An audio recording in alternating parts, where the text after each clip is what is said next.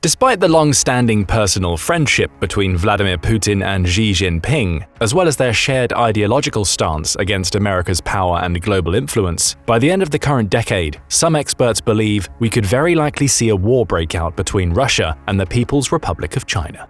Even though both nations have autocratic governments opposed to any sort of international order led by the West, the China-Russia relationship is still not without points of contention. Most visibly, perhaps, is their ongoing dispute over territory in Russia's Far East.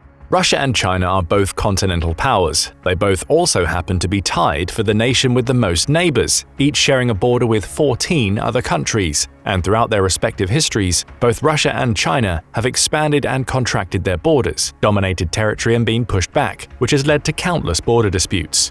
Were this current disagreement to escalate to an armed clash, however, to snowball into a wider conflict, it would not only undo their current strategic partnership, but it would further destabilize the whole of Eastern Eurasia. Over the past decade, Vladimir Putin and Xi Jinping have met more than 40 times, working to strengthen an alliance that remains complicated yet appears strong.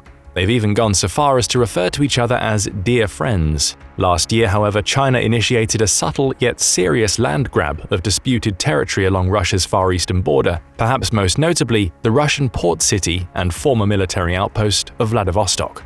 Vladivostok is the largest Russian port on the Pacific Ocean and the chief cultural, economic, scientific, and tourism hub of the Russian Far East. And so when Beijing decided to add the city's Chinese name, Haishanwei, to its current maps, this did not sit well with Putin. But this is not a new technique. China has created maps and fictitious histories to assert territorial claims against neighboring countries before. Putin, however, might not respond as rationally or diplomatically as other nations have in the past.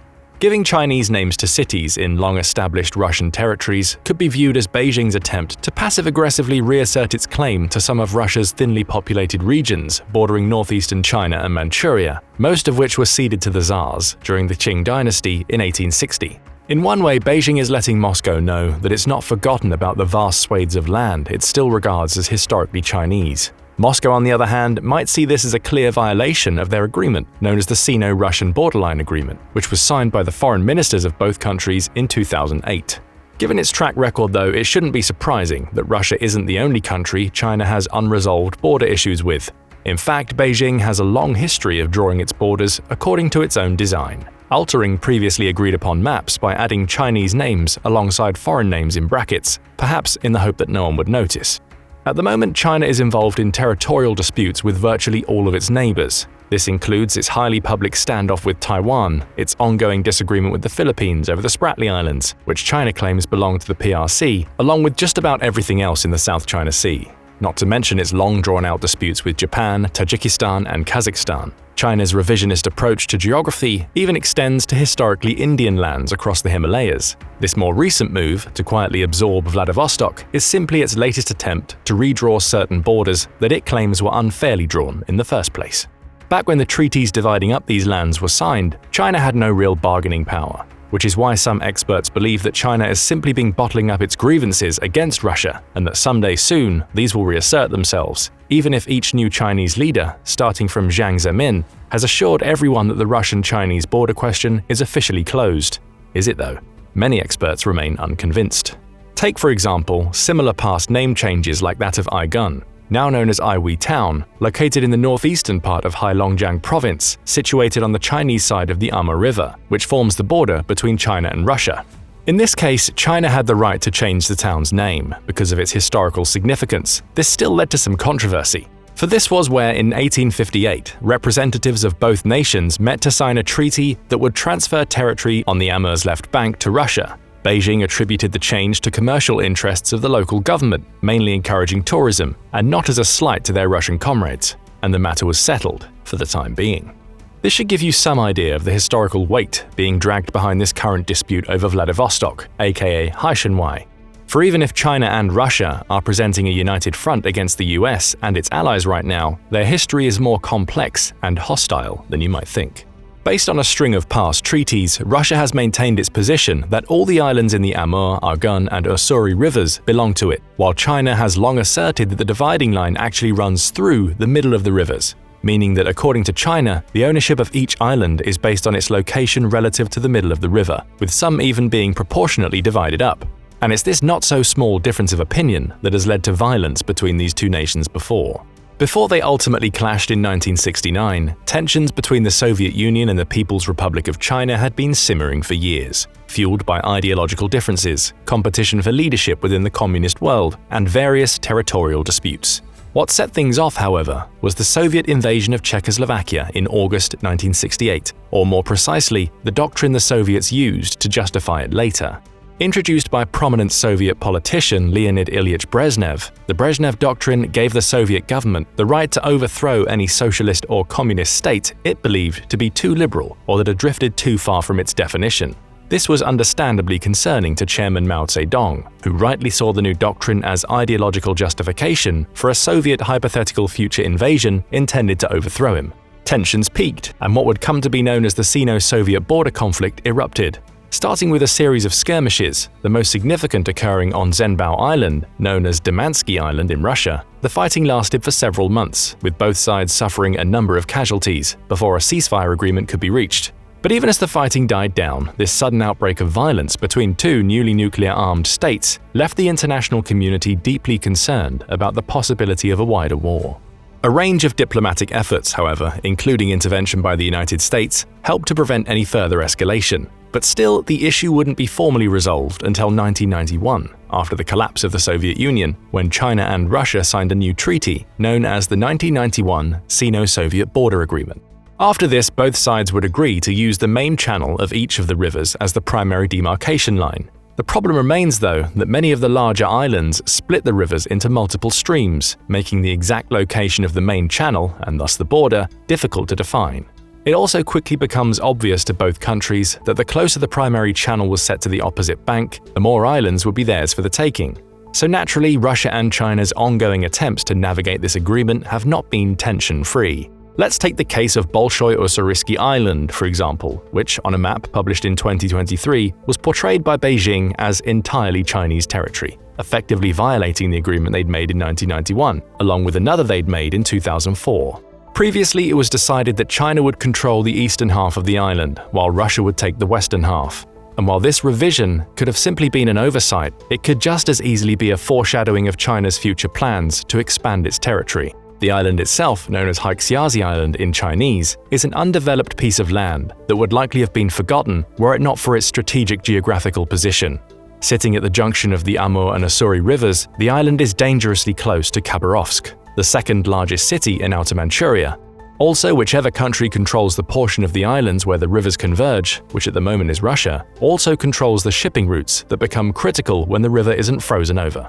At first glance, it might seem like this area is relatively useless to China, but not only does the Amur River have considerable hydroelectric and fishing resources, which China could use to lessen its reliance on energy imports, Outer Manchuria is also one of the most populated and industrialized regions of the Russian Far East that includes two cities with over 600,000 inhabitants, Khabarovsk and Vladivostok.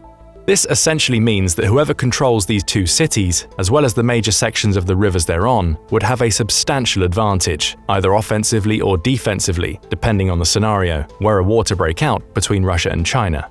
But how close are we really to seeing these two go to war? For the moment, Russia remains largely isolated, subject to tightening international sanctions, and as a consequence, almost entirely reliant on China for its economic and financial stability. But this growing imbalance of power and support cannot last forever, and we will likely see the geopolitical alliance between these two nations become more fragile in the future. For one, Russia may never get over its historical distrust of its expansive eastern neighbor. And two, China's persistent ambition for territorial expansion across Eurasia gives them plenty of reason not to. What we have right now is merely a diplomatic rift between Moscow and Beijing, but there's no guarantee this won't turn violent, especially if China keeps making provocative map revisions. This could, on the other hand, simply be China's way of testing a weakened Russia, and if this is the case, the next step for China might be to actually start taking strategically significant Russian territories, like the ones adjacent to China's northeastern provinces. Russia, though, would not take this lying down, meeting any amount of Chinese encroachment with military action as it did 55 years ago. Another geopolitical issue that's straining the China-Russia partnership is about the 5 former Soviet states of Central Asia: Kazakhstan, Kyrgyzstan, Tajikistan, Turkmenistan, and Uzbekistan, where Moscow's influence has been waning as China's security status and economic footprint has steadily grown. To start, in all 5 states, China has rapidly outpaced Russia as a trading partner. In 2000, for example, Chinese imports totaled less than 1/4 of Russian imports, but by 2020, they were more than double Russia's. China's exports have too grown substantially, with some $19.3 billion worth of Chinese goods making their way to Central Asia in 2020 as well. And if this trend continues, which it probably will, it could very likely undercut Russia's economic influence in the region. It's shifts in influence like this, on top of China's map revisions, that could very likely lead them to war. So to avoid this, China might have to take a more diplomatic approach to its continued expansion efforts. Chinese policymakers could try demanding that current maps be officially redrawn to correct what Beijing sees as unjust territorial arrangements that were forced upon them back in the 19th century. It could certainly try that approach, but Putin would likely say no, putting them back on the path to war. In a war, though, Moscow is going to find itself at a clear disadvantage. China's substantial economic and military growth over the past 3 decades, combined with Russia's loss of much of its Soviet-era territory and human capital, has significantly shifted the balance of power between the two countries. Today, China's economy is more than 3.5 times the size of Russia's, and its military is both more modern and better funded. Russia's struggles in Ukraine have also revealed the limited capability of its armed forces, which appear more effective against weaker opponents with fewer allies belonging to NATO. Faced with even a modest amount of NATO weaponry and support, Russian forces have performed quite poorly. China's military technology is not yet on par with NATO's either, but there's good reason to believe it would defeat Russia in a direct military confrontation. The wars of today are largely being decided in the air, and Russia's air defenses, which were among the most advanced in the world, have not lived up to expectations in Ukraine. On numerous occasions, Ukrainian drones have managed to avoid Russia's defenses and strike deep within the country, hitting military bases, command and control centers, even vital infrastructure. And China, which is home to several of the largest drone manufacturers in the world, including the largest, DJI, has a lot more drones than Ukraine. This suggests that Chinese forces could overwhelm Russia's air defenses with relative ease. Even so, Russia still maintains a large stockpile of missiles capable of reaching a number of Chinese cities, along with plenty of Iranian-made drones of its own. Beyond missiles and drones, however, it's unlikely Russia would win a full-scale war against China, which has a significant advantage in terms of military spending, troop numbers, and overall fighting capability.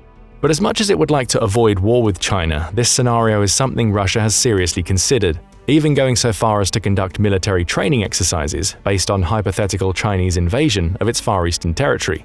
Evidenced by a series of war games played out between 2008 and 2014, a period of time when Putin was either president or effectively in charge of the country, there appeared to have been deep suspicion of Beijing within Russia's military establishment, even as Putin and Xi Jinping were starting to forge their no-limits partnership.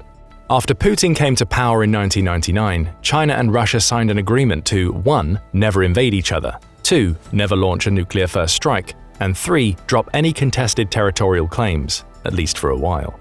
Clearly though, Putin remains skeptical, adhering to a more shake with one hand, hold a rock in the other approach to international relations. In one scenario, China pays fake protesters to clash with police near the Kazakhstan border while covertly sabotaging Russian security infrastructure. Once the violence intensifies, China increases its defense production, deploys army units to the border, and accuses Russia of genocide. Another scenario, dated July 2014, focused on an invasion of Kazakhstan and Western Siberia, where China's overall aim would be expanding its livable territory, turning these countries into colonies used primarily for their resources. In recent years, however, Russia has taken a more trusting stance toward China, even including it in large-scale military drills held in the Far East in 2018 and 2022. Beijing has also been able to acquire some advanced Russian weaponry, including S-400 mobile surface-to-air missile defense systems. But still, some experts have discredited these collaborations as mere photo opportunities and parades, not joint operations of any strategic significance. Given that Russia has also been conducting exercises involving nuclear-capable missile systems near the Chinese border, it might also be safe to say that Putin hasn't completely ruled out the possibility of a conflict, one that could involve tactical nuclear weapons. But for now at least, the heads of both countries appear to have assessed that the benefits of a Beijing-Moscow alliance outweigh the costs. In fact, just weeks before Russia's invasion of Ukraine, Putin and Xi Jinping met and issued a joint statement concerning their ongoing collaboration and calling for the establishment of a new kind of relationship between world powers on the basis of mutual respect, peaceful coexistence, and mutually beneficial cooperation. Their alliance, they jointly claimed, would have no limits or forbidden areas of cooperation. In their statement, they also ironically and a bit hypocritically pointed out that both their nations oppose the return of international relations to the state of confrontation between major powers when the weak fall prey to the strong. With all that said though, no amount of diplomatic hand-holding can erase their long-standing dispute over the islands of Outer Manchuria, or Russia's tendency to use its power to advance its own interests at China's expense, or China's deceptive techniques for expanding its borders. In fact, many of China's leaders remain wary of Russia's reliability as a long-term strategic partner. Keeping this as well as China's sustained eagerness to expand in mind, even into the Arctic, despite pushback from Moscow, there's another important question that needs to be asked. Can Russia keep up, or will it eventually sink down to the level of junior partner? China and Russia have long portrayed themselves as equals, but as Russia has stagnated, even declined, and China continues to increase its domestic power and international influence, this image has become increasingly difficult to maintain.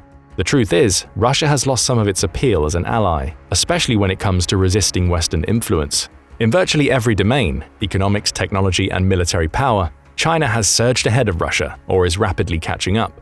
And it's this growing imbalance, despite what China's or Russia's respective presidents might say, that could end up pushing the tension and mistrust that already exists between the two to a breaking point, especially if Russia starts to feel it's being disrespected or treated as a subordinate nation. Certainly as time goes by, if Putin feels he's being snubbed by his friends in Beijing, or if the Kremlin suspects it's being taken advantage of, we will likely see these two split up, even turn against each other.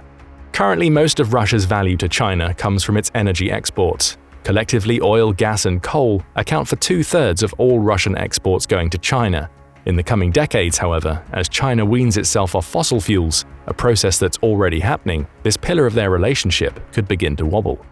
In the past, Russian military power has been a key source of its strength and influence, but economic and technological stagnation, as well as underperformance and corruption, has largely neutralized Russia's status as a useful military partner. Instead of showing the world how a superpower could easily subdue one of its smaller neighbors, the war in Ukraine has exposed the risks, costs, and potential for catastrophe that come with this sort of action. And if Beijing can't count on Moscow's help during a face-off against, let's say, the United States, if that day does ever come, Russia's inability to offer meaningful help would threaten their relationship even more. China hasn't been too pleased either with Russia's numerous military ventures, most notably its war with Ukraine, that, despite Putin's promises, it can't seem to win. Russia's unchecked aggression has not only created problems for itself, weakening it economically and militarily, but has generated significant political and economic blowback for China, forcing Beijing, unwillingly, into some politically awkward situations. Chinese officials, past and present, have claimed that a cornerstone of China's foreign policy is respect for territorial integrity and non-interference in the internal affairs of other countries, while claiming too, through various propaganda outlets, that it's never invaded or bullied another country. However debatable, even ridiculous, these claims might be though, Russia's repeated invasions are in direct violation of official Chinese policy, which means that by openly supporting Russia, China is contradicting its own stated values, hypothetically weakening Beijing's international credibility. Russia's invasion of Ukraine has also resulted in stronger ties between the US and its European allies, as they've banded together to support Ukraine's resistance. It's also widened the moral gap between democratic nations and authoritarian regimes, which will only serve to damage China's image and hinder its long-term interests down the road. Putin's wars have also brought on some economic pains for China, the most impactful of which has been the global rise in energy prices. Even if China, as their biggest customer, is getting a discount, many Chinese companies have also struggled to navigate around the vast number of Western sanctions placed on Russia and its affiliates. Overall, this has resulted in a series of tangible headaches for China, and yet Beijing still appears to be doubling down on its relationship with Moscow despite the costs. But perhaps this is all part of Xi Jinping's grander plan. Maybe he's counting on Russia's future dependence. As it grows weaker and increasingly isolated, Russia could very well run out of options and be forced to duck under China's protective wing. But this is one way that China could actually benefit if Russia lost its war with Ukraine. Worse than forced subservience, a decisive military defeat for Russia in a major foreign war could potentially lead to the fracturing or disintegration of the Russian state, as we saw when the Soviet Union was forced to withdraw from Afghanistan between 15th of May 1988 and 15th of February 1989. This would certainly be a disaster for Moscow, but a newly fractured Russia would leave itself wide open to Chinese expansion, especially its highly vulnerable territories in and around Outer Manchuria. While it seems improbable for now, if Russia was forced to retreat from Ukraine, we might see some areas of Russia end up as de facto Chinese colonies, especially the already contested parts of Russia's Far East, as China moved to fill the resulting power vacuum by expanding its sphere of control and access to key resources. There's also at least one way, however, that a Ukrainian victory would be bad for China. If Russia is beaten back, this would reaffirm the post-World War II certitude that borders cannot be changed by force.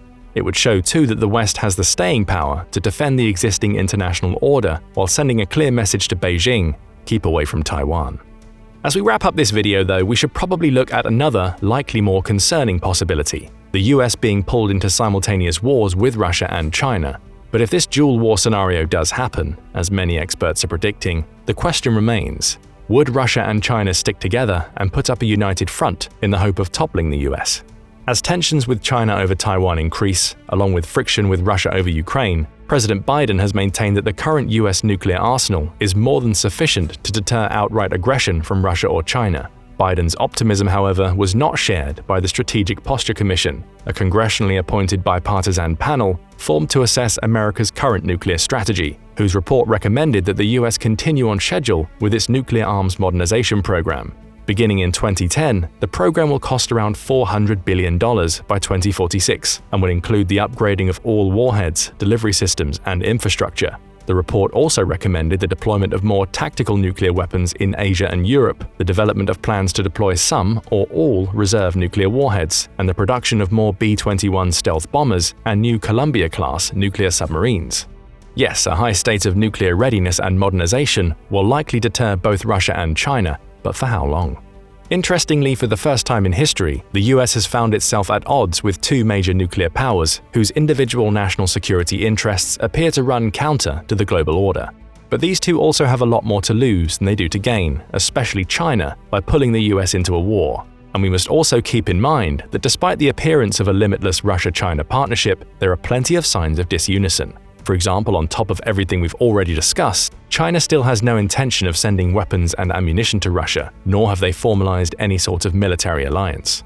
So what happens when Beijing, who continues to face intense pressure from the West to cut off support for Russia's economy, finds it has nothing left to gain from its relationship with Moscow? Maybe this is the limit of Putin and Xi Jinping's limitless partnership and their first step toward a war. But what do you think? Are Russia and China closer to a war with each other than we might expect? How would it start? And if they did go to war, who would win? Let us know what you think in the comments below, and don't forget to subscribe for more military content and analysis. Now go and check out why China wants to attack Russia, or click this other video instead.